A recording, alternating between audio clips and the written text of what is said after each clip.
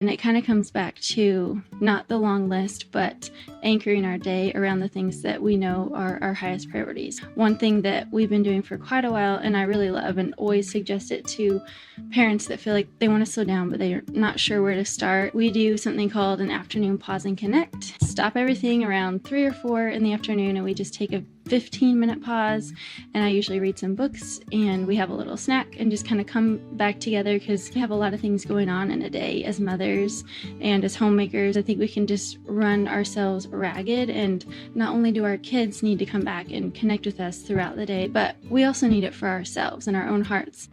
My name is Lisa, mother of 7 and creator of the blog and YouTube channel Farmhouse on Boone. Join me as I share with you my love for creating a handmade home from scratch cooking and a little mom and entrepreneur life along the way.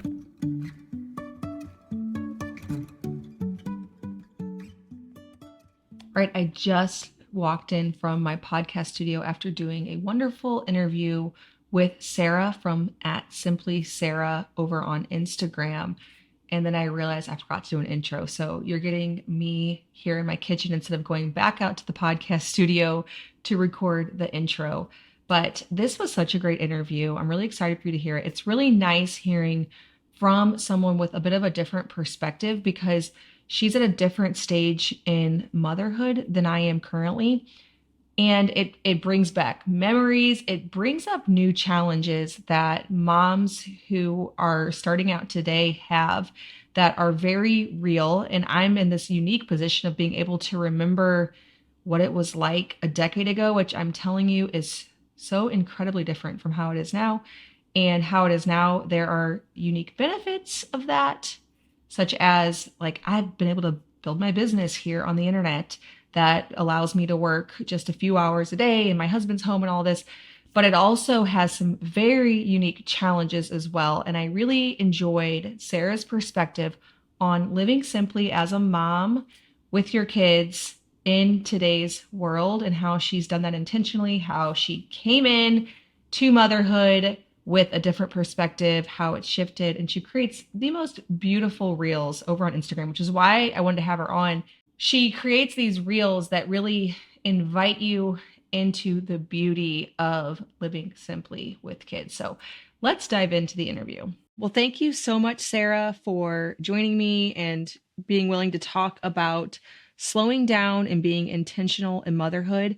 This is something that's probably was not very difficult to people in generations before, but it's become increasingly more difficult over the last several years. So I think this is an encouraging thing for moms to talk about. So can you share your personal journey of discovering the importance of slowing down in motherhood and what led you to this? For sure. And thank you so much for having me on, Lisa. I'm honored to be here and talk with you. First off, I just want to say that I definitely need this topic as much as the next person. I'm not an expert in it at all. And I think probably the reason I gravitated towards it and why I talk about it so much is because it's just something that I really need in my own life. So just as a caveat there, I'm not an expert. I'm still learning and growing, and I think that'll be a lifelong process. Yes. So a little backstory on me. I grew up in a big family. There's 7 of us kids, and I was homeschooled. Some of my fondest memories are playing in the backfield. We grew up in Nebraska, and there were cornfields surrounding our house on every side. So I remember playing out there with my siblings for hours, and definitely kind of a slow childhood. But I think, as happens to a lot of us in American culture, as I grew up and entered into adulthood, I saw myself kind of getting pulled into that rat race and the busyness, and definitely saw a shift in my attitude towards life. I even got to a point where I didn't really see myself becoming a mother, didn't really see that as part of my story. And it wasn't that I was anti-kid or anything, but there were a lot of things I wanted to do and to achieve. And I saw myself as doing all those things instead of really becoming a mom. It was kind of on the back burner. But God definitely had different plans for my life, and I'm really glad that he did.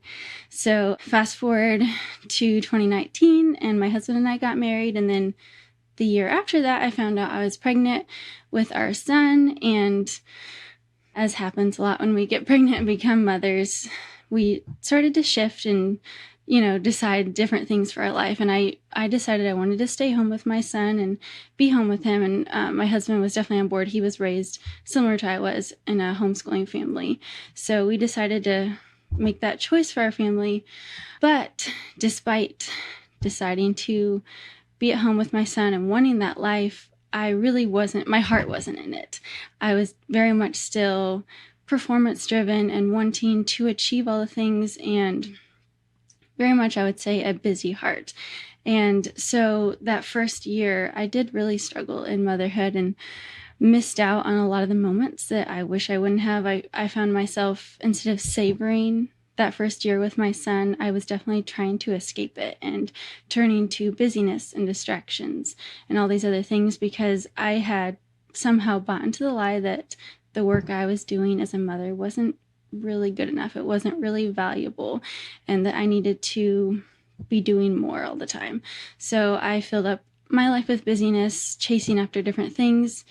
And it's really funny how I kind of made this shift. It happened really last year, and it was in the summer. We got COVID. My family and I got COVID for I think the second time, and we all got it at different times. So there was about a month or so where we were kind of just stuck at home, and I couldn't go out and fill our life with all the busyness that I had been doing before, and the play dates and the errands and just constantly doing. So we were really stuck at home, and I was kind of forced to just do simple life things, around the kitchen and the backyard. And at the time we were living in town, and so we just had a little backyard, but I had a little garden. And I was really surprised that whole month. I thought that I would be miserable, because up until that point, I didn't really tell anyone this, but I was terrified of just being alone at home with my son and doing those kinds of things. I just thought, this isn't good enough. We have to be doing more. So that during that month-long time, we were really just kind of, doing simple things. And I was very surprised at how much joy I found in motherhood and in life in general. And so it was around that time that I realized, okay, I think I need to make a shift. I need to make some changes and level up a little bit. So around that time, I came across the hashtag slow living. And I don't know, maybe I had my head buried in the sand or something, but I had never heard that term at all. And it was very new to me. But the post that I stumbled across, I was like, that looks like something that I need in my life. It was something that really interested me. So I kind of went down the rabbit hole on Instagram, searching slow living and finding what it's all about. And I loved what I was seeing, but what I came across was it was a lot of European accounts and cottagecore sort of garden aesthetics, which is beautiful. And, I love that kind of thing, but it wasn't super applicable to modern American motherhood. And so I kind of went on a personal journey, just to apply the slow living concepts of savoring the moment, living more present, enjoying and having gratitude for the simple things in life, and how to apply that to motherhood and to my own life. And I started sharing about that on Instagram last year, and it was just a very small account. I don't know if it was private, but I only had 300 followers.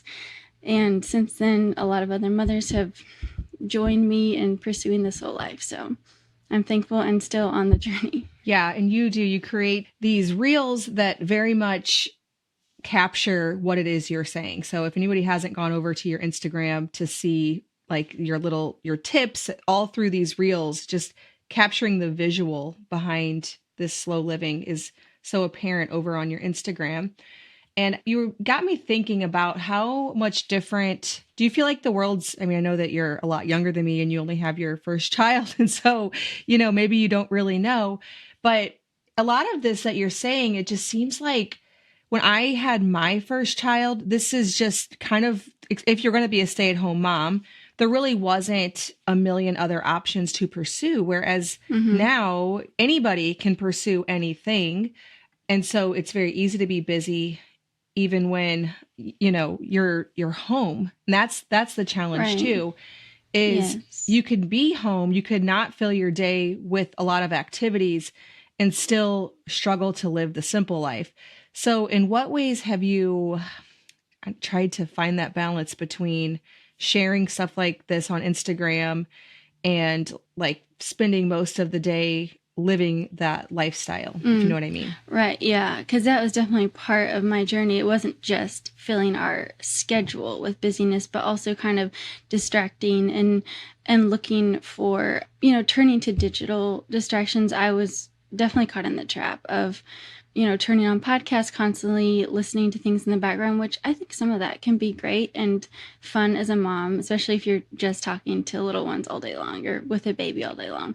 But definitely kind of escaping the present moment. So I definitely was more aware of that and through my journey of slowing down last year. But then as I started sharing about it on social media, and I started feeling that pressure to definitely be online now more. So yeah, it definitely took coming back to my priorities and deciding like, what do I want this to look like? Because I don't want to miss out on being present with my son during the day. And there's also definitely some responsibility with having a platform. Like I want to communicate with people and, build the community. And obviously there's some of the money making component and stuff for our family. So I think just learning to balance that has been for me right now, doing most of my work in the margins and being on my phone like during nap time or when he goes to bed at night. Honestly, like a lot of my work is done, after 9:00. And that means it also means that I don't do everything that I could be doing or maybe should be doing. But I just have chosen right now to make some of those sacrifices and I don't ever regret it. I mean, yeah, it's an ongoing thing. Yeah. I think we never really arrive at that. I think we just have to sometimes bring it back. Like there might be some days where I'm like, wow, I spent way too much time like responding or posting to stories or something and just coming back and saying, okay, tomorrow will be different and let's like realign and approach it with a different mindset tomorrow. Like, it's not perfect for sure though. Yeah. I like the idea though of having priorities. And that's something that my husband and I have to do all the time is remember why we started certain things that we started and then remembering how our daily actions will fit into that, even if it means, we're not doing every little thing that we could possibly be doing, because let's face it, there are endless options even when you stay home all day. So you have, I believe I saw somewhere, a summer bucket list. Oh yeah. I think this is like already midsummer when this is coming out. But still, what does slow summer as a stay-at-home mom look like for you? And what are some of the items that are on your bucket list? Yeah, so on our slow summer bucket list, and it's not very extensive, it's kind of a short one on purpose so that it's not like a bunch of things that we need to do to check off to have this slow summer, but more kind of a mindset shift. So definitely a lot of outside time. That's one of my biggest things just for my own self. I need that just to, like, I find that there's so many different activities we can do that are like slow living, like baking the bread or all these things. But to me, just nothing helps me be more in the present moment with my son and with as a family if we just go outside. And that's a big priority also for my son because he's 2 right now. And I just want him to be outside as much as he can because I feel like so much research shows that's how they develop right now the best. So that's a big one, getting outside. And I think on the bucket list, I put on there eating at least one meal outside a day, which is something that we've been doing for quite a while. And in the winter, it's a lot harder and we don't usually do that. But in the spring, summer, fall, we try to eat usually breakfast outside. And in the summer, we've been even eating dinner outside as a family, which is really fun. And it's not anything fancy at all. It's like just take our plates outside on the back porch or the patio. But so that's one of them, just getting outside a lot. And then another one was, and I'm not always perfect at this, but just I encourage moms to take their phone and put it in another room away from them for at least 1 hour every day. And I feel like sometimes we just need that like out of sight, out of mind. And I just think during the summer when our kids are around more, why don't we just go ahead and put it away like intentionally for an hour? And I think usually I do this like during dinner time, and we have something called the RO. I don't know if you've heard of the RO box. It's an app paired with a box, and you plug it in and it tracks the time that you're away from your phone. So that's been helpful for me because it's not just putting it in another room, but I put it in the box and plug it in, and then it tells me, yeah, you spent, 2 hours away from your phone tonight or something. So that's something that I've been doing that's a part of the bucket list. I'm trying to think of the other ones. I should have pulled it up. Oh, sorry. I blindsided you with it. Yeah. Just like poking around on your Instagram, and I'm like, oh, this looks fun. We can stay more on what a day in the life of a slow, intentional motherhood looked like, practically speaking. You already mentioned eating outside, getting outside a lot. How does the rest of the day flow? Yeah, so one of my big things, I think, and I'm still like adjusting, I think, as the seasons of motherhood change. This is an adjustment every, as you add more children, or even the seasons, like right now it's summer. So our daily life looks a little bit different than it did in the winter. But for me, one thing that always kind of guides our day, we have what I call like slow rhythms. And it's kind of just like a mindset shift. Instead of organizing my day around a long to-do list and always like having everything I need to check off constantly. And then at the end of the day, inevitably, I didn't get everything done and I feel bad about that. I've kind of shifted away from that to structuring our day around a few core anchors or rhythms, and then fitting the other things kind of in between those blocks. So first thing in the morning, for example, I have a really short morning routine that I do just like for myself. And then the rest of the morning it's breakfast and try to get outside with my son. And then we do reading time in the morning, which if you're like have older kids in a homeschooling family, that could, obviously be included into that, because we actually have started a little bit of homeschool stuff, but he's still only 2, so it's just very minimal. But yeah, so we do those kind of morning rhythms. And then throughout the afternoon, I feel like just kind of allowing for free play for him and me weaving a little bit of my work in, but depends on his nap time, because he is not the best napper. So sometimes that looks like contact napping. And then obviously we have our home rhythms of cleaning and, cooking and all those things.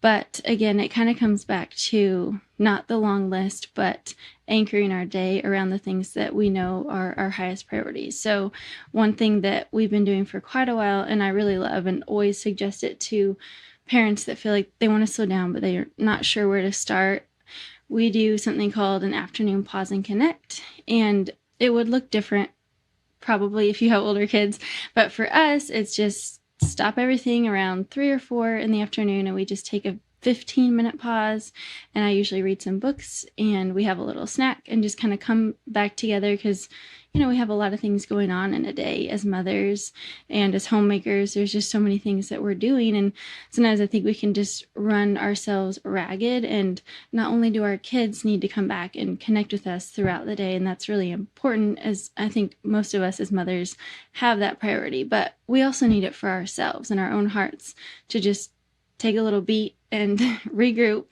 And it doesn't have to be long. Usually it's just 10 or 15 minutes. So that's another one of our kind of day in the life. Like we always do that together. Yeah. Yeah. Those are some great tips. And it's so fun for me to remember back to these seasons, because this is this is 15 years ago when I was in the season. Well, more than 10 when I was in the season that you're in. And just thinking back to the unique challenges of having toddlers. I mean, we still have toddlers, but we also just have such a different dynamic. And you're pregnant now. Yeah. Yeah. And what all that looks like. It's just, everybody has their unique situation that they're in, and trying to prioritize in that. Sometimes you just have to find a mom who is exactly where you are, because it's just such a different world now than when my oldest was a baby. I mean, there was really, unless we had big plans, which we didn't, we didn't even have internet when she was 2. So what a difference, growing up, and how much more intentional you have to be as a mom just a decade after when I first became a mom. It's so crazy. Right. Right. Taking a break from this episode to tell you about one of my favorite sponsors, Azure Standard. So as we learn to cook from scratch in our kitchens, whether that is sourdough or soaking grains or finding high quality meats and raw cheeses, sometimes it can be really difficult to source those things. I know in my area, I can find a lot of those things, but they're at the grocery store. That's a lot more expensive. If I want a little block of raw cheese, I'm going to be paying quite a bit for it. Azure Standard works like a co-op where a bunch of like-minded individuals basically pull together an order and get it for a price that you can't find for these high-quality things by skipping the middleman. So you can go over to azurestandard.com and find a drop location that is near you. I know where I live, there are 2 within a 30-mile or 30-minute radius that I can get to pretty easily. You can also start a drop location in your area if that's something you and a couple friends are wanting to figure out how you can get high quality foods right to your area. You can pull together and start your own Azure drop. I actually almost did that here in my own town, and I decided that I'd really rather drive a half hour once a month for the Azure drop and not have to manage a drop here. But either way, produce, quality meat, grains, we even get our animal feed. So we have a dairy cow, which is wonderful because we're able to source all this raw dairy. However, finding quality feed at our local feed store is near impossible. So we get a lot of our cow feed, our chicken feed from Azure Standard as well. I've done a few Azure Standard hauls over on my Farmhouse on Boone YouTube channel. So if you're curious about the other things that I have found and am loving in my kitchen, I stock up on flour from Azure Standard. You can check out one of those. You can just search on YouTube, Farmhouse on Boone, Azure Standard. Azure Standard is offering Simple Farmhouse Life listeners 10% off your order. So if this is something that you want to investigate in, poke around on the website, see if there's not something on there that you might already be getting locally but is really too expensive, or something that you can't find at all. You see these videos of people who say, hey, get this, and then you're like, but where do I even find that in my little town? Check it out on there. Use the code SIMPLESUMMER10. They're offering 10% off your order over at azurestandard.com. Find a drop in your location. Again, use the code SIMPLESUMMER10. So what are some common challenges or obstacles that mothers face when trying to slow down? And like being in this space, I'm sure people come to you with a lot of objections and challenges. What are some of those common ones, and then how do you address them? Yeah, well, the go-to is just we're too busy. Like, how can we slow down? There's so much to do. I mean, I don't have time to slow down, you know?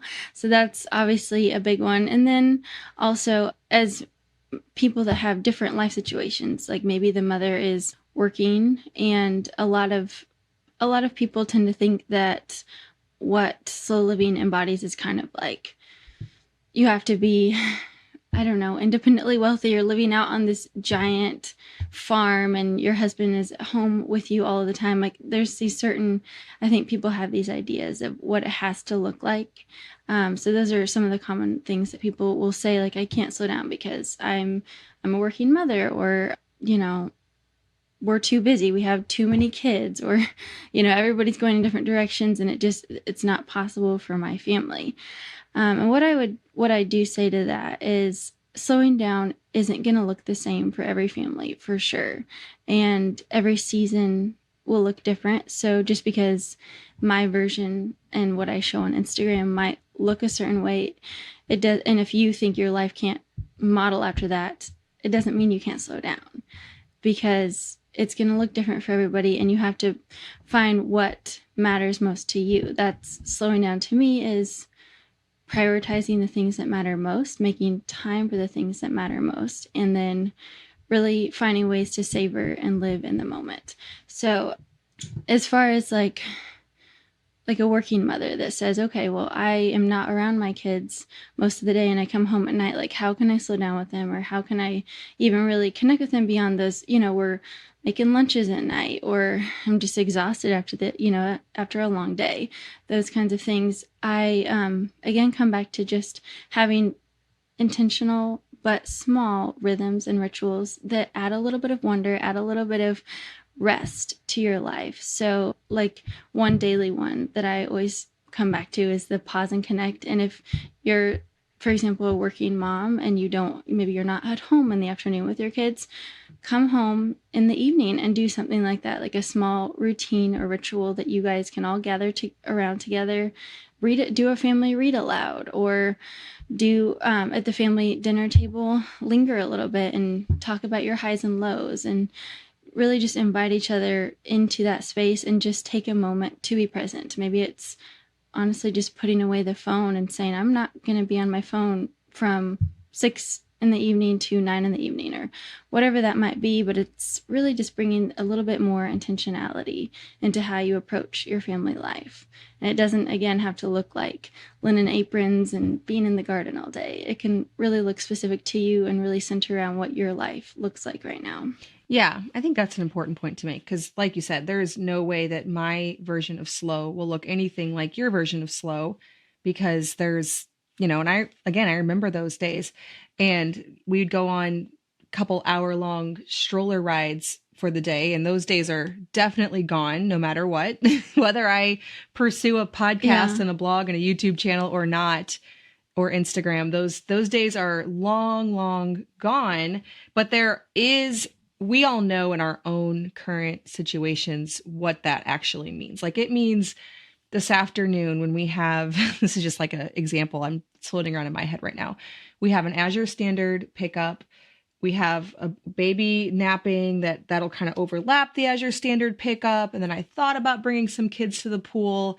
And then we have dinner. We have church tonight. We have a baseball game.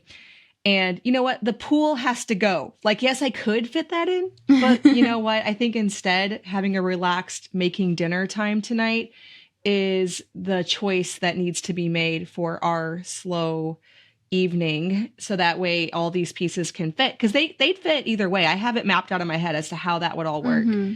But yeah, I already made the decision before. I'm like, okay, no, we're not going to do that. We're going to slow.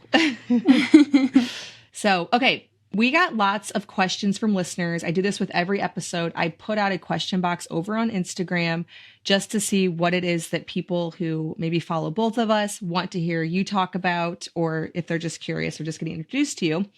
And the first set of questions has to do with getting things done.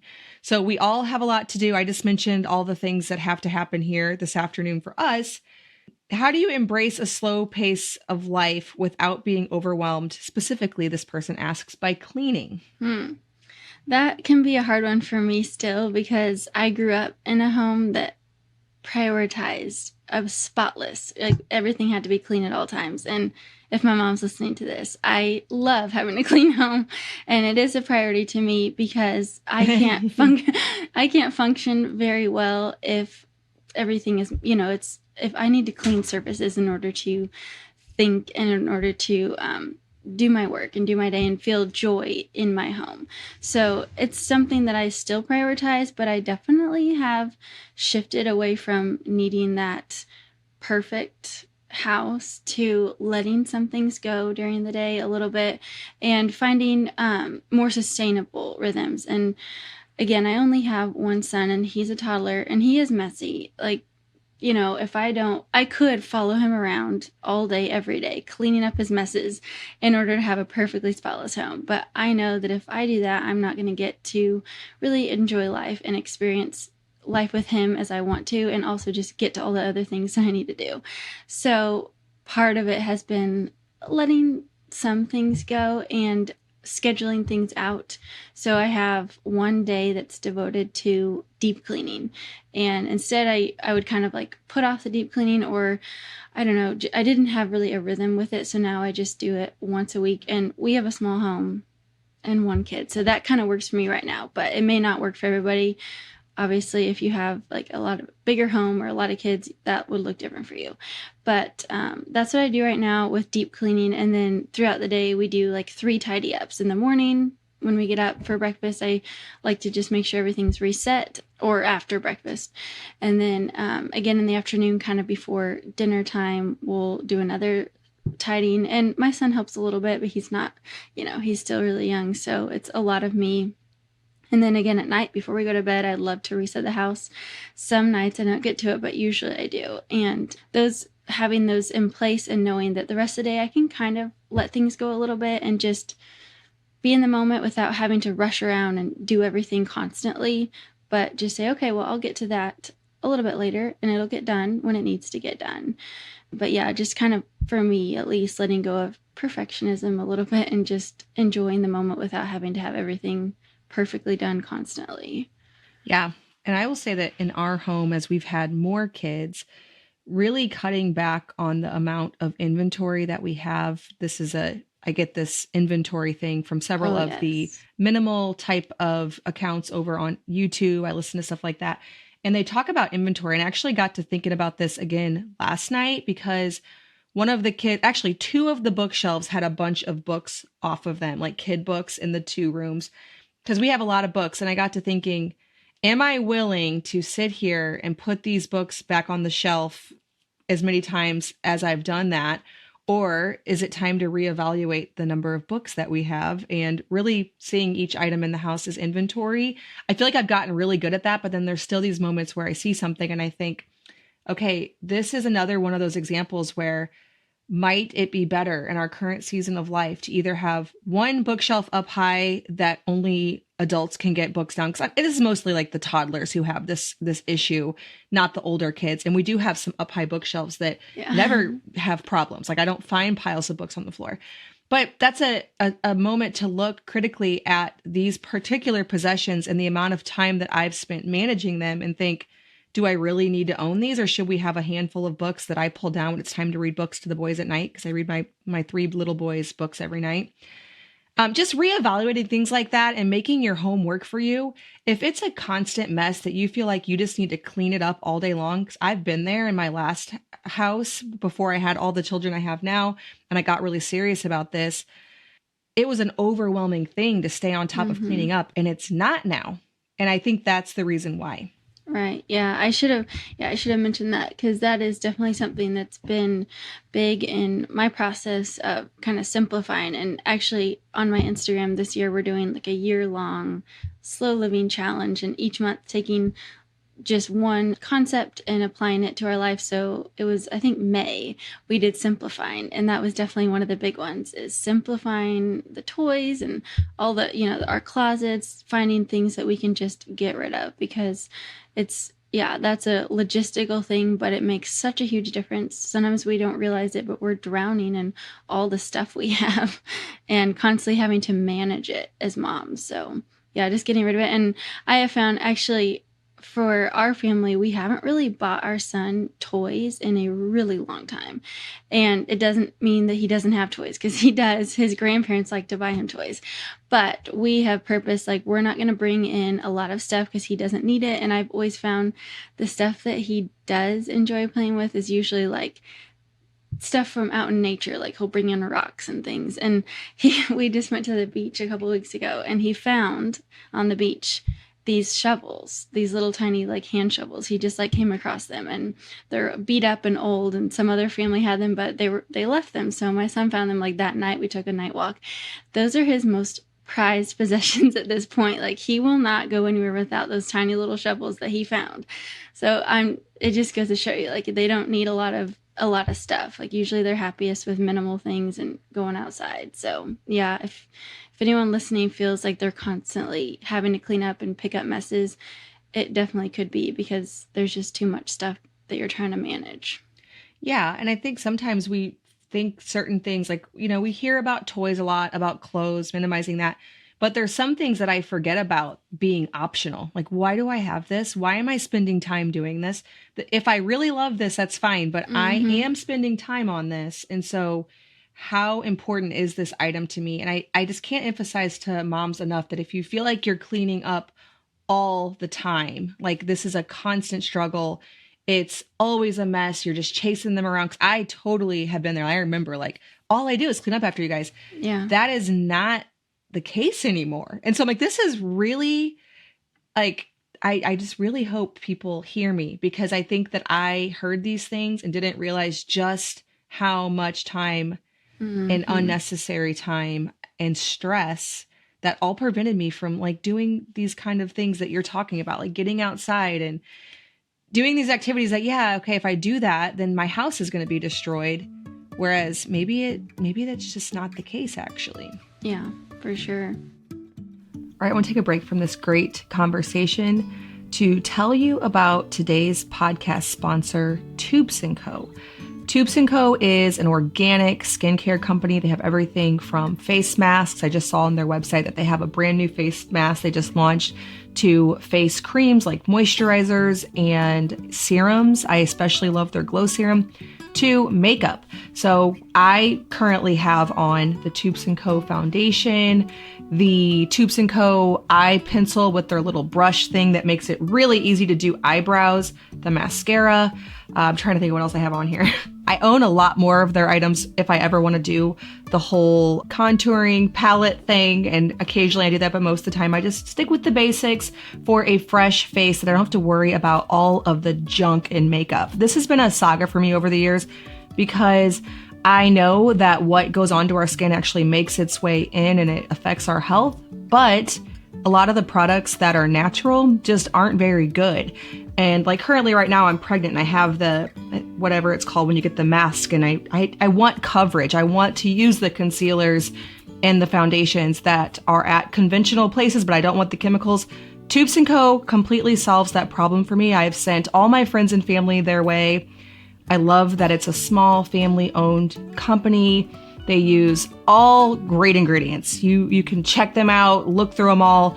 They use tallow from grass-fed cows and just all things that I'm very comfortable putting on my skin and in my body. Tubes & Co. is offering Simple Farmhouse Life listeners 10% off your order if you want to check it out, whether you're in the need for makeup or something to moisturize or cleanse, by using the code FARMHOUSE. So go to tubesandco.com and use the code FARMHOUSE to get 10% off your order and check out some awesome Tubes & Co. products. Okay, so I know this next question's probably, you're not at this stage yet, but maybe you remember from your childhood how to find the balance of slowing down and all the activities kids want to do. And yeah, I know like a 2-year-old doesn't really have a whole lot of opinions on what they want to do, but yeah, exactly. Well, that's something that definitely, I think, pushed me towards the slower life, just because I knew eventually, once our family is growing and we have older children, I didn't want all of us to be running in opposite directions constantly. And I know that is the norm nowadays. It seems like a lot of families are like just constantly, ships in the night passing. I think I saw this study that was done actually a couple of years ago, so it may even be worse now. But I think on average, they say that children only get about 34 minutes of time, like quality time with their parents every day. And that's about it. And that might be, like eating dinner or something, but it doesn't have to be like something crazy, but it was like just 34 minutes and that's like it. And so I really didn't want that for our family. And I know I haven't had to make those choices yet and deal with kids wanting to do the activities, but as as we approach that in a few years and I've thought about it already, I don't want to keep my kids or son, however many children we have, I don't want to keep them from doing things that excite them and interest them, because I think that's really important. But I also don't want to sacrifice our family values. So for me, it really comes down to getting clear on your priorities and your family values, and then sitting down and having a conversation as a family with your husband, with your children, saying, okay, we'd like to have, dinner at home this many nights a week. We would like to be able to prioritize such and such things in our home. And so maybe we can only do the one sport, or maybe, we can do that group or whatever it might be for your kids. But yeah, it might require a little bit of sacrifice and, just being open to this, but also just really sticking, I think, to your priorities, because in the end, I really do think that it's not just about each individual kid, but as the family as a whole and you as the mother. I think sometimes mothers they spend all day running their kids to and fro, and then at the end of the day it's like they're frazzled and they're run ragged. So staying true to your priorities as a family and also taking care of yourself, but also keeping your kids in mind. So I think it's definitely something that I haven't had to personally deal with yet, but I do think about a lot. Yeah, it's a tricky balance. The way that we have navigated it is we have each kid sort of gets one activity, but they're not all at the same time. So we don't have, like, we have one child in baseball, even though another one thinks he'd be interested, he does something else. And not only that, we feel that this child's probably better suited for baseball. This one isn't. So making these decisions based on the child, making sure that they feel like they get to do things that, they're interested in and they get to pursue things they're interested in. But it's okay if you don't do absolutely everything. Like we've said no to a lot of like competitive things as kids get better at certain things. Yeah. We just say, you know what, like you can do the activity, but we aren't going to go across the state to have you do a certain competition. It's just not what we're going to do. So yeah, making those priorities for your family and sticking with them, and then being able to adjust if somebody becomes interested in something. And yeah, like we're just not willing in one season to have kids going in 4 different directions. We have to choose if we can do things together, if there's some kind of activity that you can do with several kids, different ages. It's not an easy answer. I mean, it's just one of those things. Like you have to make some choices, and there's going to be downfalls to each choice you make. So there's just not really an easy answer to that one. Right. Okay, this next one I really struggle with is how to slow down when it feels like every moment of every day is accounted for. And I can completely sympathize with this person, because that's kind of how I feel like even with limiting things, we still sort of have our life, and it hasn't always been that way, but it just, yeah, we've added a lot of things, and it's tricky. Right. So this is hard, especially, yeah, like you said, when you have a lot of children and you have a lot of plates spinning constantly. So first of all, I would say, number one, come back to your priorities and really sit down and try to decide, is everything I'm doing, number one, absolutely necessary? And number two, is it bringing me joy? Is it bringing our family joy? Is it serving our values? So once you evaluated that, see if there is something you possibly could get rid of. Is there something you could simplify? Maybe even just for a season. Maybe it's one of the kids' activities, or maybe it's a group that you're involved in, or some work project you took on that doesn't really serve you right now.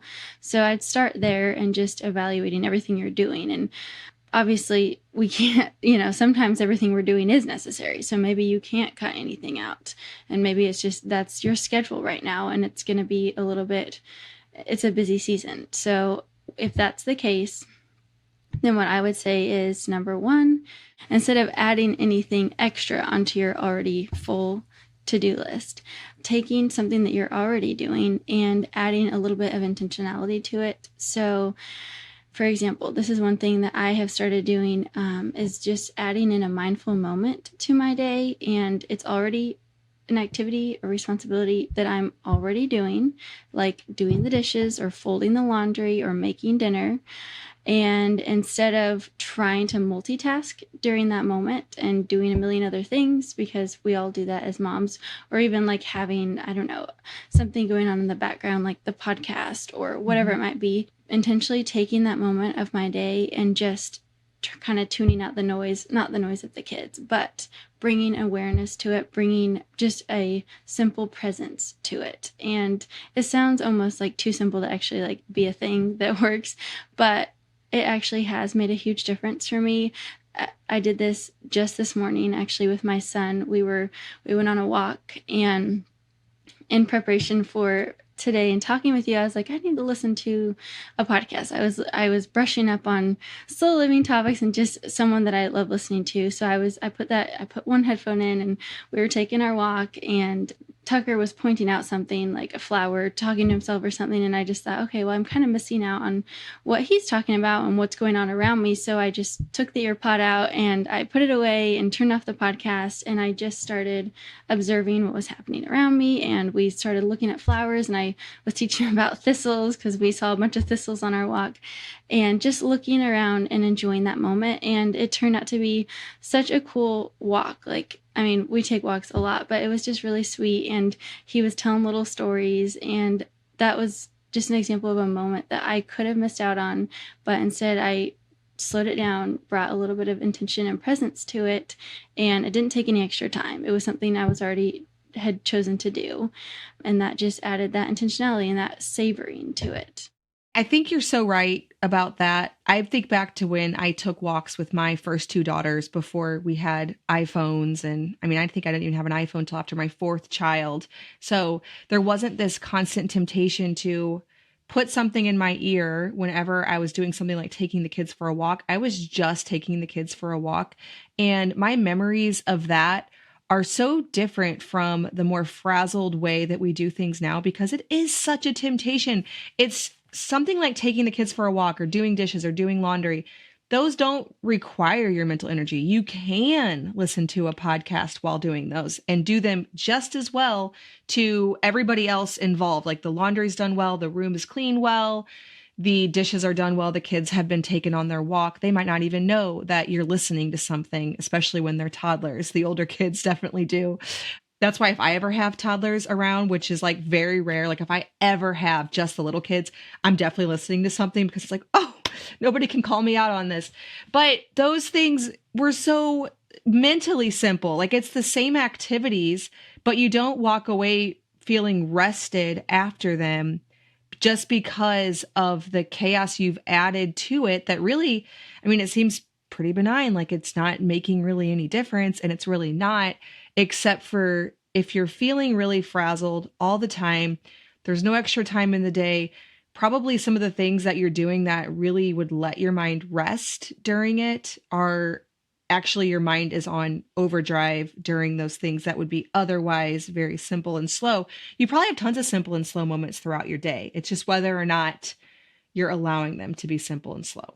Yes, definitely. And I think that's the key. The rest component is really huge for moms that are feeling, like you said, on constant overdrive, and they're just constantly trying to keep up and keep their head above water. And we actually did a series on my Instagram back in February, and it was all about rest. And I think at first, a lot of the moms following along kind of pushed back and were like, okay, well, I'm a mom. I can't rest. I don't even get sleep at night. Like if they have little ones, they're waking up through the night. So how can I rest? How can I prioritize that? And there were so many creative ways that we found along the way to add rest to our life. And actually, it's not usually about sleeping, and not about just, even for slow living, it's not about just doing things slowly or having a leisure hour or something. It's not about that, but rather finding rest for our souls and bringing back a sense of wonder and a sense of presence and enjoyment to our life. So yes, the component of slowing things down in our minds, I think, is huge. Like that's been really big for me, just that mindset shift, because like I said before, I constantly had to have that background distraction. And I think a lot of us are primed for that. I mean, usually the first thing, at least research shows, the first thing we do when we wake up in the morning is reach for our phone. And what they have seen, whenever you do that, your brain is instantly like primed for distraction for the rest of the day. And so we kind of are constantly like not really in the present. Like we're always kind of looking for other things to distract our brain. It's just always on this overdrive, this distraction mode. So yeah, finding ways to kind of tune that out and come back to the present. When we observe children, they're so good at that. Like when I watch my son playing or doing any activity, it's like he's just all there. Mm-hmm. He's right there. And that sense of wonder and appreciation for what's going on around them, I think as adults in especially Western culture, we've really lost that. Yeah. Yeah. I mean, it's so different. And I remember a time being a mom without that. And that's what's an interesting perspective, that if you're a mom 10 years after me, you just don't know that because it wasn't even something I had to intentionally do. It just did not exist. And so my brain just did not have the chance to be overwhelmed with just stuff like housekeeping stuff. Like it didn't, because that stuff is very straightforward. And I wasn't also at the same time like doing something else. And I am 100% guilty of this. Like I love distracting myself while doing things that are not, that are mindless things. But man, like if it's so hard, it's just like we know this, but our brains do over time make new pathways that we're not able to do the same things without feeling like we need to be doing something else. We live on this overdrive chaos thing. And so I know it comes down to a detox, but it's kind of like the house rant I have. If you feel like everything's crazy and overwhelming, it's probably just your brain's cluttered. Right. That's so good. Yeah, for sure. Yeah.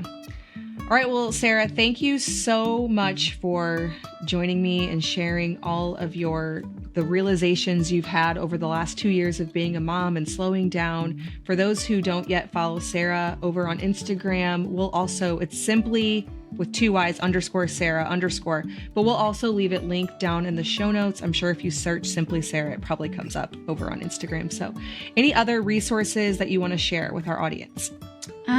Well, I have a slow living guide. It's all about rhythms, actually. They can check that out. They can go to the link in my bio and find that. And it's just a simple resource to help moms kind of structure their day around this slow living framework.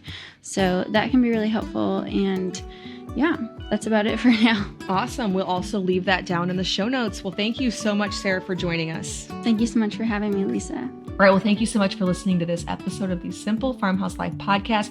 Make sure to check out Sarah's Instagram. We'll have it linked down in the description box and the show notes.